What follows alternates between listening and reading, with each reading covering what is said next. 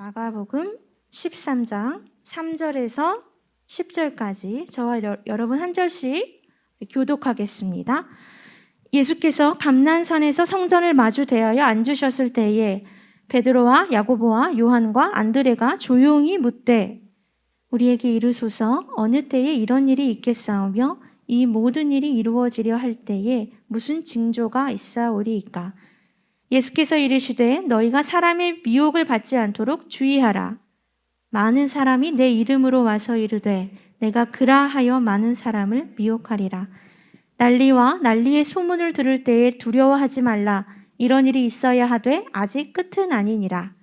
민족이 민족을, 나라가 나라를 대적하여 일어나겠고 곳곳에 지진이 있으며 기근이 있으리니 이는 재난의 시작이니라. 너희는 스스로 조심하라. 사람들이 너희를 공회에 넘겨주겠고 너희를 회당에서 매질하겠으며 나로 말미암아 너희가 권력자들과 임금들 앞에 서리니 이는 그들에게 증거가 되려 함이라. 또 복음이 먼저 만국에 전파되어야 할 것이니라. 아멘. 네, 오늘은 귀한 말씀 가지고 우리 김민아 목사님 나오셔서 그러므로 깨어있으라. 깨어있으라. 예, 여러분 깨어서 말씀 들으실 거죠? 네, 우리 귀한 목사님 통해서 주시는 말씀 잘 경청하셔서 은혜로운 자리가 되었으면 좋겠습니다.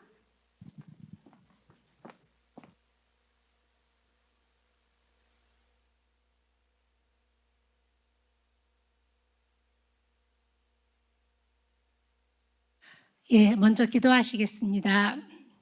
하나님 아버지 참 감사합니다. 주님의 자녀들을 이 시간 예배의 자리, 말씀의 자리로 모아주시니 감사합니다. 피난처 되신 주님, 반석 되신 주님, 나의 소망 되신 주님 임하여 주옵소서. 종말의 때 더욱 주님 사모하며 주님만 사랑하는 주의 자녀로 살아가게 하옵소서. 말씀하여 주옵소서. 예수님의 이름으로 기도합니다. 아멘.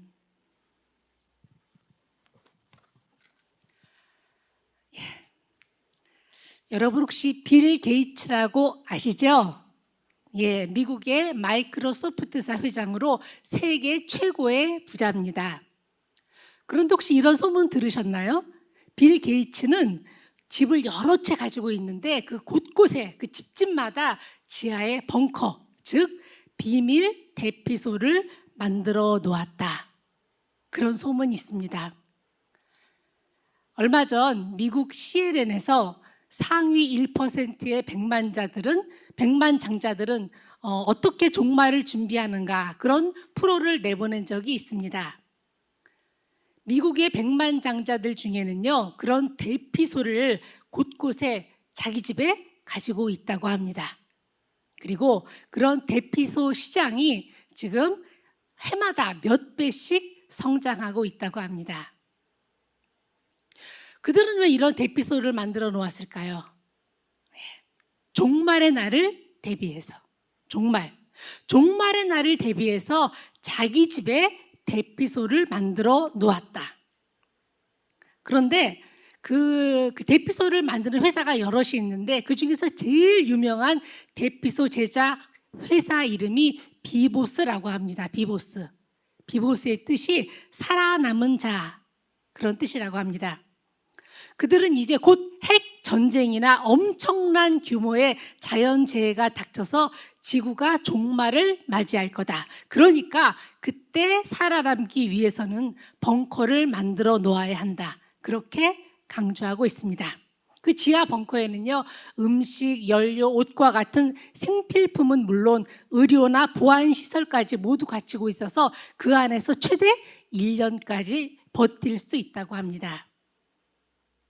사실 지구 종말의 날, 지구 최후의 날이라는 그런 주제는요, 사람들의 상상력을 끊임없이 자극해 왔습니다. 그 주제를 다룬 소설이나 영화도 참 많습니다. 2012라는 영화가 있는데요, 그 영화는 고대 마야인들이 남긴 표적을 그렇게 해석해 보니까 지구 종말의 날짜가 2012년도더라. 이런 모티브를 바탕으로 해서 만든 영화입니다.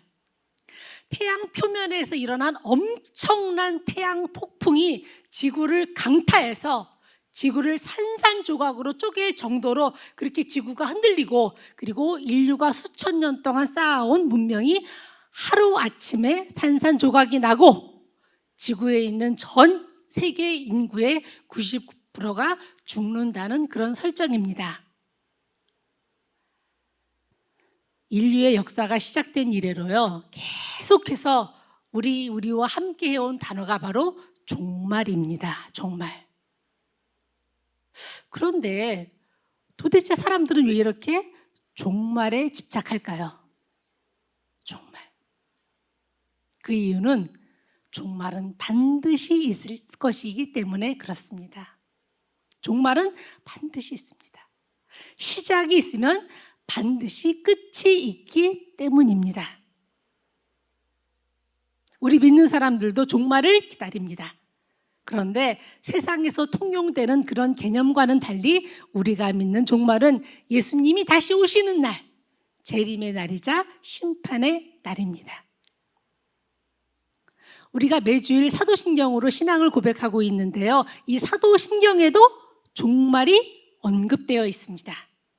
예수님이 거기로부터, 즉 하늘로부터 산자와 죽은 자를 심판하러 오십니다.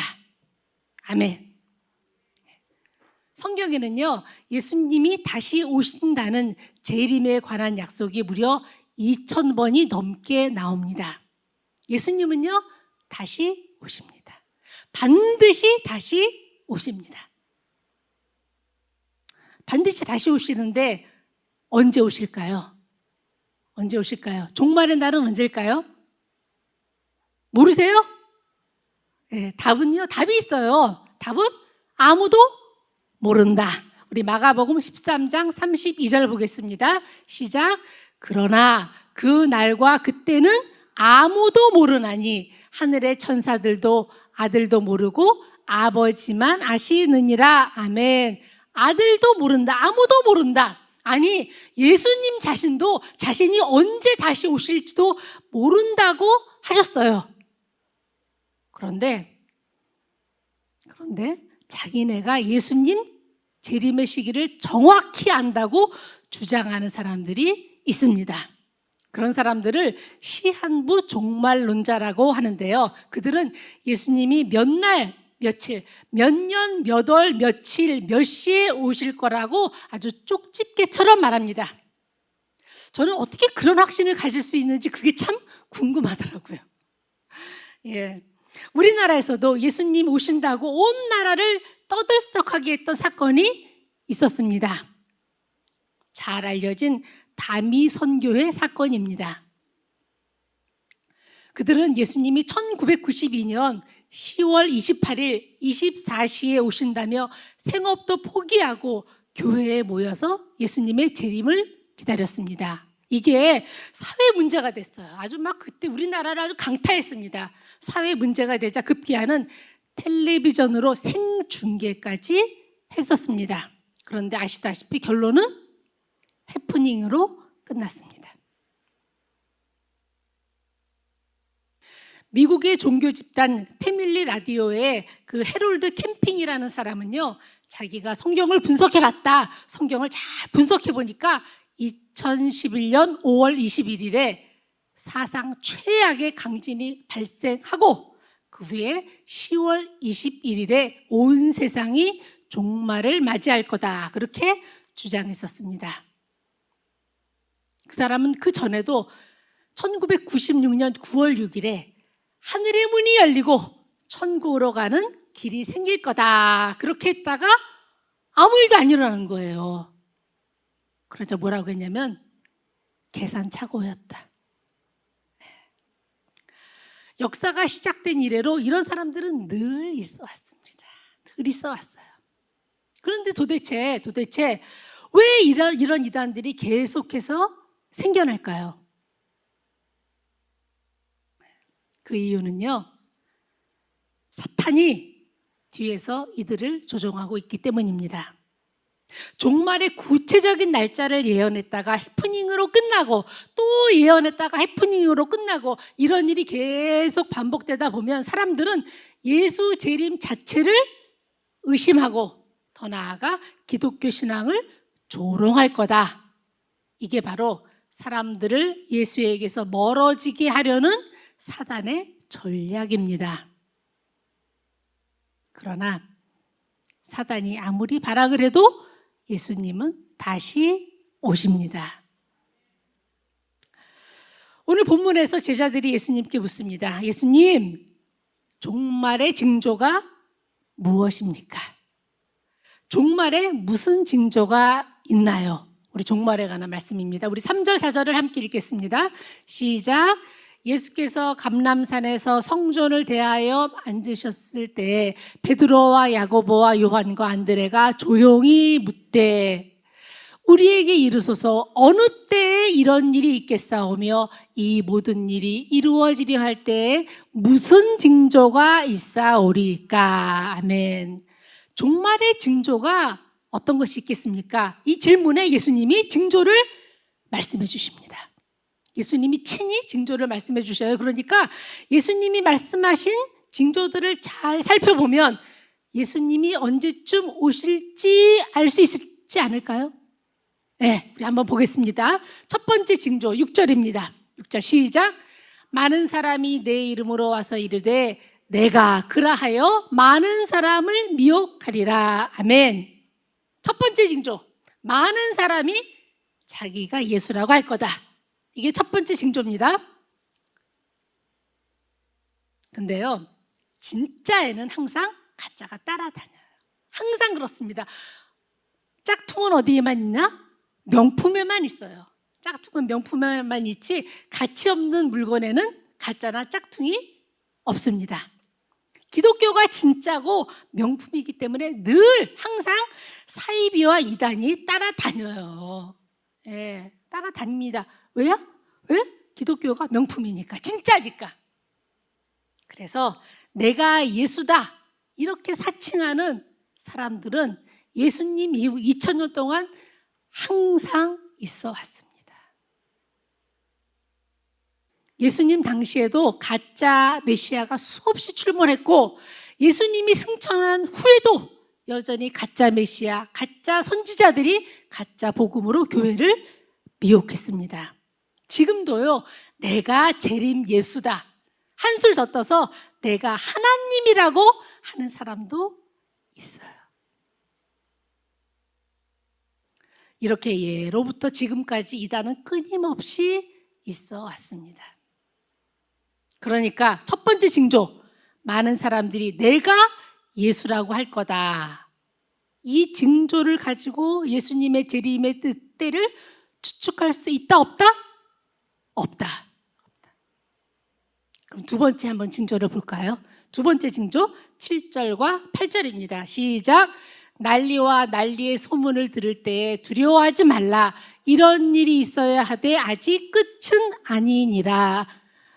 민족이 민족을, 나라가 나라를 대적하여 일어나겠고 곳곳에 지진이 있으며 기근이 있으리니 이는 재난의 시작이니라. 아멘. 두 번째 징조가 뭐죠? 두 번째 징조는 전쟁과 지진과 기근입니다.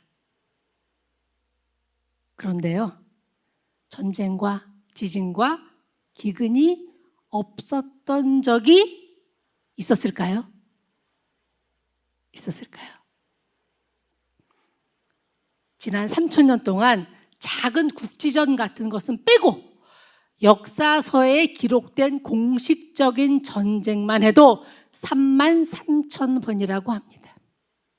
지구상에 전쟁이 없었던 때는 없습니다. 전쟁이 없었던 때가 없어요. 지진, 해일, 홍수, 가뭄, 전염병 같은 재난도요 계속해서 있어 왔습니다. 계속해서. 얼마 전에 IT에서 또 큰 지진이 일어났죠. 혹시 이런 사실 알고 계시나요? 전쟁에서 총 맞아 죽은 사람보다 세균 때문에 죽은 사람이 훨씬 더 많다. 훨씬 많습니다. 현대 과학과 의학이 이렇게 엄청 발달했는데도 작은 바이러스인 그 코로나가 전 세계를 지금 고통 가운데 몰아넣고 있습니다. 기근은 또 어떻고요? 기근. 역사 이래로 지금이 가장 풍요롭다고 하는데 이런 시대에도 10초에 한 명씩 지금 굶어 죽고 있대요. 10초에 한 명씩. 그러니까 예수님이 말씀하신 이 두 번째 징조, 전쟁과 기근의 문제로도 종말의 날을 추측할 수는 없다. 그럼 세 번째 한번 기대를 가져보겠습니다. 예수님께서 직접 말씀하신 세 번째 징조는 성도의 고난입니다. 우리 9절 말씀 보겠습니다. 시작. 너희는 스스로 조심하라. 사람들이 너희를 공회에 넘겨주겠고 너희를 회당에서 매질하겠으며 나로 말미암아 너희가 권력자들과 임금들 앞에 서리니 이는 그들에게 증거가 되려 함이라. 아멘. 그런데요, 성도들의 고난도 계속해서 있어 왔습니다. 계속해서. 지금 우리가 이렇게 자유롭게 신앙생활하고 있으니까 신앙의 자유를 당연하게 생각하고 있는데요. 실은 지금도 기독교 신앙을 지키다가 순교하는 사람이 전 세계적으로 1년에 무려 18만 명 정도라고 합니다. 그렇다면 이 세 번째 징조도 하나님의 심판의 때를 가늠할 척도로 쓸 수가 있다, 없다? 없다. 그러면 이제 마지막 네 번째 징조를 보겠습니다. 10절입니다. 시작. 또 복음이 먼저 만국에 전파되어야 할 것이니라. 아멘. 또 그런데요. 복음이 땅끝까지 전파되어야 한다는 말은 이미 사도시대에 이미 이루어졌습니다. 이미. 당시에는요, 땅끝이 로마고 조금 더 범위를 넓히자면 유럽이었거든요. 이 성경이 쓰여질 당시에. 땅끝까지 복음이 전해진 건 이미 사도시대에 이루어진 일이기 때문에 이 징조도 주님의 때를 추측할 수 있는 근거로 사용할 수가 없다. 아이고. 그러니까 이 네 가지. 첫 번째, 많은 사람들이 내가 예수라고 할 거다. 두 번째, 전쟁과 지진과 기근이 있을 것이다. 세 번째, 핍박을 받을 것이다. 네 번째, 복음이 만국에 전파되어야 한다. 이게 예수님 재림의 징조라고 말씀하십니다. 그런데 지금 말씀드렸다시피 쭉 왔듯이 이런 징조들로는 종말의 날을 알 수가 없다. 왜냐하면 이런 징조들은 2000년 동안에 계속 있어 왔기 때문에 그것에만 의존한다면 예수님은 벌써 오셔야 했고 그리고 지금이라도 오셔야 한다.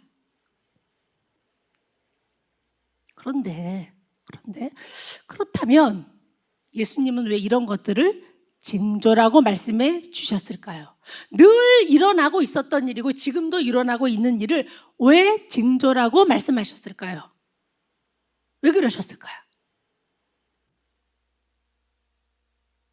그것은 지금 이 시간, 바로 오늘이 종말의 날이 될 수도 있다. 그러므로 깨어 있으라. 이것을 말씀하기 위함입니다. 개인적 종말도 그렇죠. 개인적인 종말은요, 죽음입니다. 죽음. 그리고 죽음은요, 지금이라도 우리를 덮칠 수 있는 정말 임박한 종말입니다. 젊은이들은 나는 젊은데 무슨 임박한 종말이냐 이렇게 자신할지도 모릅니다. 그런데요, 엊그제 뉴스를 보니까 흡연율과 비만율이 가장 높은 연령층이 30대 남성이래요. 30대, 40대도 아니고 30대. 젊으니까 괜찮겠지 하는 방심이 비만, 고지혈증, 고혈압과 같은 성인병을 불러온다는 거예요. 그러니까 이대로만 이러다가는 늘어가기만 하는 평균 수명이 오히려 도로 짧아질지도 모르겠습니다. 주님이 언제 재림하실지 또 나 자신의 종말이 언제일지 아무도 모른다. 그러므로 깨어 있으라. 깨어서 종말의 때 우리 주님 다시 오실 종말의 날을 준비하며 살아라. 아멘이시죠? 예. 그러면은 어떻게 사는 게 깨어서 사는 것인가? 그것도 말씀해 주셔야죠. 그냥 깨어 있어라. 네. 어떻게 사는 게 깨어 있는 것인가? 믿음으로 살아라. 믿음으로 살아라. 그게 깨어 있으면 사는 것입니다. 우리 누가복음 18장 8절을 보겠습니다. 시작. 인자가 올 때 세상에서 믿음을 보겠느냐 하시니라. 인자가 올 때, 재림의 때 하나님이 뭘 원하신다? 우리의 믿음을 원하신다. 하나님은 우리의 믿음을 원하세요. 마음을 원하세요. 드러나는 보이는 눈에 보이는 종교 행위가 아니라 하나님을 향한 진실한 믿음, 마음의 중심을 원하십니다. 마태복음 24장 40절 41절 한번 보겠습니다. 시작. 그때 종말의 때에 두 사람이 밭에 있음에 한 사람은 데려가고 한 사람은 버려둠을 당할 것이요. 두 여자가 맷돌질을 하고 있음에 한 사람은 데려가고 한 사람은 버려둠을 당할 것이니라. 아멘. 그때 종말에 두 사람이 같은 시간에 같은 장소에서 같은 일을 하고 있는데 한 사람은 데려가시고 한 사람은 버리신다. 다시 말해서 바로 지금 2021년 9월 8일 11시 33분 우리가 같은 시간에 지금 같은 장소에서 똑같이 예배드리고 있는데 하나님은 어떤 사람의 예배는 받으시고 어떤 사람의 예배는 받지 않으신다. 그 기준점이 예수님입니다. 누가복음 2장 34절 보겠습니다. 시작. 시므온이 그들의 축복하고 그의 어머니 마리아에게 말하여 이르되 보라 이는 이스라엘 중 많은 사람을 패하거나 흥하게 하며. 아멘. 성공과 실패, 흥함과 패함의 기준이 바로 예수님입니다. 수없이 다양한 종류의 사람이 있고 그 측정의 기준도 다양하지만 하나님이 볼 때는요 간단해요. 하나님이 보실 때는 간단해요. 참이냐 거짓이냐 알곡이냐 쭉정이냐 선한 사람이냐 악한 사람이냐 구원을 받느냐 받지 못하느냐 그 기준점이 예수님이십니다. 예수님이 십자가에 다리를 지실 때 바로 옆에 강도 2명이 있었죠? 2명 있었죠? 같은 시간에 그리고 같은 장소에서 같은 방법으로 죽음을 앞두고 있었습니다. 그런데 나는 죄인입니다. 당신의 나라에 임할 때 나를 기억하소서 이렇게 말한 사람은 구원을 받았지만 네가 그리스도라면 너와 우리를 구원하라고 말했던 원망의 말을 쏟아냈던 그 사람은 구원받지 못했습니다. 흥함과 패함의 표적이 예수님입니다. 인생의 성공과 실패의 기준도요 하나님 보실 때는 간단합니다. 간단해요. 예수님을 알아보았는가? 아닌가? 그분을 주님으로 영접하고 경배하고 나의 구주로 모셨는가? 아닌가? 여기에 달려 있습니다. 그것으로 끝입니다. 세상 모든 걸 다 가졌어도 예수 없는 인생은 실패한 인생, 공허한 인생, 허무한 인생입니다. 그러나 아무것도 없다 할지라도 예수님 믿는 사람은요 성공한 인생이에요. 그래서 세상이 말하는 불행이 내게 있다 할지라도 바로 그 불행 때문에 내가 예수님을 만났다면 그건 실패가 아니라 성공입니다. 작은 것을 주고 큰 걸 받은 거예요. 예수님이 내 인생의 기준점이다. 이걸 늘 깨어 점검하며 믿음으로 살아가야 합니다. 두 번째, 깨어있다는 건 어떤 것인가? 두 번째, 정결한 삶을 살고 있는가? 예수님이 다시 오실 때 우리 성도들은 거룩하고 깨끗한 신부에 우리는 주님의 신부죠. 그죠? 그런 신부로 주님을 만나야 합니다. 우리 계시록 19장 7절 8절 읽겠습니다. 시작. 우리가 즐거워하고 크게 기뻐하며 그에게 영광을 돌리세 어린 양의 혼인 기약이 이르렀고 그의 아내가 자신을 준비하였으므로 그에게 빛나고 깨끗한 세마포 옷을 입도록 허락하셨으니 이 세마포 옷은 성도들의 옳은 행실이로다 하더라. 아멘. 세상은 어떠할지라도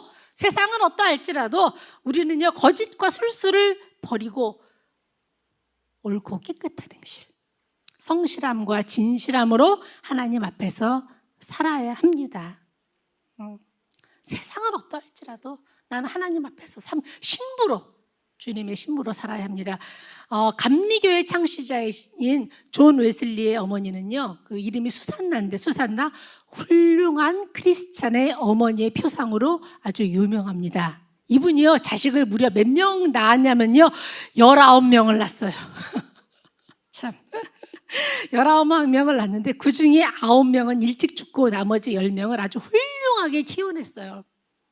아시다시피 자식 10명을 키우자니 얼마나 힘든 일이 많았겠습니까? 아무리 옛날이라고 해도 10명. 그 중에 딸아이 하나는요, 아주 말도 안 듣고 고집불통에 불통에 요새 말로 아주 완전히 날라리였대요, 날라리. 예. 어느 날 수산나가 검정 숯 한 다발을 갖다 놓고 딸아이를 불러 말합니다. 예, 이 숯을 한번 안아보렴. 불기가 없는 거야. 괜찮아. 그러자 딸이 기겁을 합니다. 아니 엄마, 뜨겁지는 않지만 손이 더러워지잖아요. 그러자 수산나가 딸아이를 꼭 안으면서 말합니다. 바로 그거야. 인생도 마찬가지란다. 바르지 못한 행실을 한다고 구원이 취소되지는 않지만 그러나 몸과 마음이 더러워진단다. 더러워진다. 종말을 기다리며 예수님의 신부로 깨끗하고 성결한 삶을 살아야 합니다. 첫 번째, 믿음으로 살아야 한다. 두 번째, 주님의 신부로 정결한 삶을 살아야 한다. 세 번째, 깨어 있으라. 어떤 것이 깨어 있는 것인가? 주의 일에 헌신하며 충성하며 살라. 세상에는 귀중한 돈을 투자했다가 떼먹히는 경우가 얼마나 많은지 몰라요. 그러나 주님을 위한 수고와 헌신은 결코 헛되지 않습니다. 우리 고린도전서 15장 58절 읽겠습니다. 시작. 그러므로 내 사랑하는 형제들아, 견실하며 흔들리지 말고 항상 주의 일에 더욱 힘쓰는 자들이 되라. 이는 너희 수고가 주 안에서 헛되지 않은 줄 알미라. 아멘. 모든 사람은 어딘가에는, 누군가에는 충성하고 헌신합니다. 사람은 헌신하는 존재예요. 그 대상이 누구냐, 무엇이냐의 문제죠. 우리의 수고가 결코 헛되지 않게 하시는 하나님께 헌신하고 주의 일에 충성하는 저와 여러분 되시기를 주님의 이름으로 축원합니다. 벌써 오래전 일인데요. 제가 중학교 다닐 때 친구가 그러더라고요. 자기 엄마는 밖에만 나갔다가 들어오시면 제일 먼저 텔레비전 위에다 이렇게 손을 대신대요. 그래서 왜? 다 아시나 봐요. 그땐 전부 뚱뚱한 브라운관 텔레비전이었는데 이걸 오래 켜놓으면은요, 어떻게 돼요? 뜨뜻해지잖아요. 뜨거워지잖아요. 그러니까 딱 손을 대면서 따뜻하면 딸이 공부했다 안 했다? 공부 안 하고 텔레비전만 봤다. 그런데 그저 성실하게 공부하는 학생은요, 엄마가 언제 오실지 상관한다 안 한다? 상관 안 해요. 그저 자기 일을 열심히 할 뿐입니다. 그러다가 엄마가 오시면 반갑게 맞이합니다. 그런데 하는 척만 하는 학생은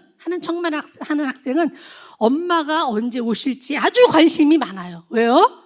텔레비전을 빨리 꺼서 시켜놔야 되니까. 종말의 때가 언젠가 그 일에 지나치게 관심을 갖지 말아라. 그러나 분명히 종말은 있다. 그러므로 깨어 있으라. 주님 앞에서 살아가라. 이게 성경의 가르침입니다.